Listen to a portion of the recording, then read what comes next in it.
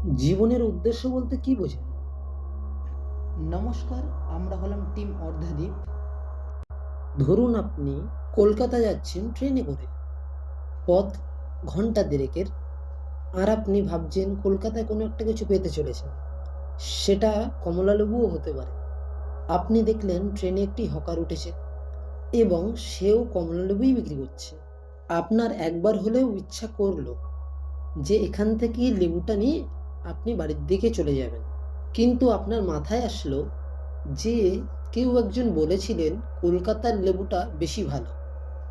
তাই আপনি ট্রেনের হকারের কথা উপেক্ষা করে চলে যান কলকাতায় ঘন্টা দেড়েকের পথ পার করে। এবং আপনি দুর্ভাগ্যবশত দেখলেন সেখানের লেবুটার টেস্টটাও অতটাও ভালো নয় যতটা আপনি ভেবেছিলেন। এবং আপনি হতাশ মনের সাথে বাড়ির পথের দিকে রওনা দিয়ে দিলেন এবং আপনি অনুশোচনা করতে থাকেন। ঠিক এমনটাই আমাদের জীবনের সাথেও হয়। আমরা ছোট থেকে বড় হচ্ছি আর ভাবছি আমাদের একটা গাড়ি থাকা দরকার, একটা বাড়ি থাকা দরকার, পরিবারে একটু সুখ থাকা দরকার। আমরা এর জন্য দিনরাত এক করে কঠোর পরিশ্রম করতে থাকি। মাঝে মাঝে যদি কোনো খুশি এসেও থাকে আমাদের জীবনে, আমরা সেগুলোকেও উপেক্ষা করে পরিশ্রম করতে থাকি এবং ভাবি যে খুশি তো জীবনে আসতেই থাকবে। আমাদের লক্ষ্য হলো গাড়ি থাকা, বাড়ি থাকা এবং পরিবার যেন সুখে শান্তিতে থাকতে পারে সেই ব্যবস্থা করতে পারা।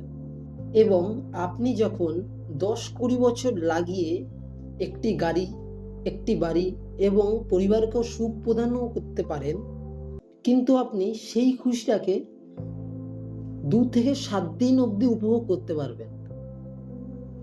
কারণ আপনি কোনোদিন বোঝেনইনি আসল যে সুখটা ছিল আপনার, সেটা হচ্ছে আপনার বাড়ি এবং আপনার গাড়িকে তৈরি করতে থাকা যে 10 বছর সময় থেকে 20 বছর সময় যে লেগে গেল, এইটা আপনার খুশি ছিল। এবং তারপর শুরু হতে থাকে আপনার অনুশোচনা। কি? অনুশোচনা? এটা কেন হবে? এটা আসার প্রধান কারণ হলো যে আপনি বাল্যকাল থেকেই খুশিকে উপেক্ষা করেছেন।